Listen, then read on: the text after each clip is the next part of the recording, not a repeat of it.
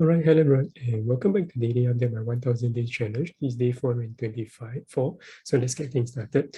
All right, so first and foremost, you'll notice the balance remain the same. So yes, right now I'm actually less than 50%, 45% up for the year, and purely the down is purely based on the experimental trade setup. So that's the downside of it, but nothing to be much more concerned about. So I'm just sticking to my trades.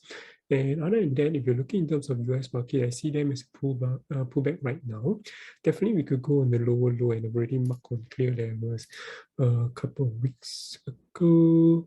Yeah, so it's following in tandem with that. I'm not too concerned about it. So I'll be very keen to buy in if they falls into the 4.2K region itself for S&P 500. And as for Nasdaq itself, I'll be similarly very keen we do fall into the 14K mark region itself. Do understand that a couple of just months ago, just like April itself, 13K on the 14K region was actually a very strong resistance. So we actually consolidated right over here.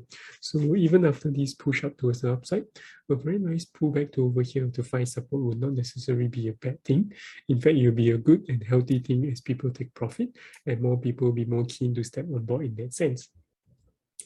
All right. So similarly, when it comes to building and building, you don't just want to build one straight line to the upside.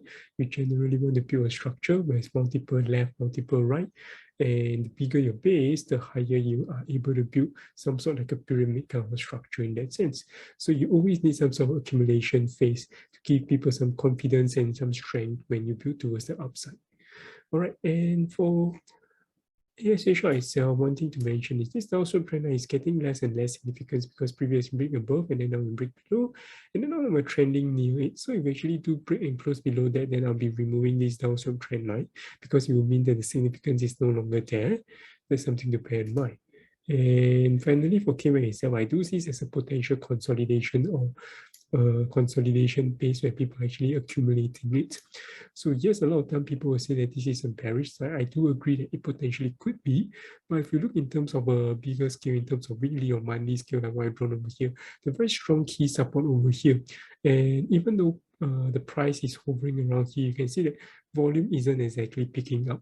So unless there's another major sell-off news, I feel the market could have overreacted in that sense, and we're actually accumulating over here. By what accumulating, I mean that there are actually people still buying in, and if these people continue to buy in itself, potentially we could have a reversal. So the key moving average of below will actually be the 50-day simple moving average. You can see we rejected once, twice, third time. So potentially could break up above the fourth time, so you could mark a shift in terms of daily momentum itself. Otherwise, finally, one thing I'd like to highlight is on Bitcoin itself. So tentatively, it still looks to be bearish itself on the daily chart. So over here itself, I've actually entered near short, but bear in mind that we could break weekly over here, as this is still a key support region itself, the 37K region itself. All right, so on the forward chart, what I'm trying to see is perhaps this is the A, B, C, D, E. I'm perhaps looking for E wave to form. So very nicely itself, you also realize it's 29, and traditionally September has never been a good month for Bitcoin itself. So if we do consolidate until 1st of October itself or break towards the upside, that will definitely mark a shift in terms of momentum. But of course, we can also break towards the downside, which similarly will mark a shift of momentum towards the downside. So either which one it breaks, I'll be more keenly likely to buy in terms or sell in terms of price action trading itself. So otherwise, with that said, I've come to the end of the day and I'll see you guys tomorrow. Take care. Bye-bye.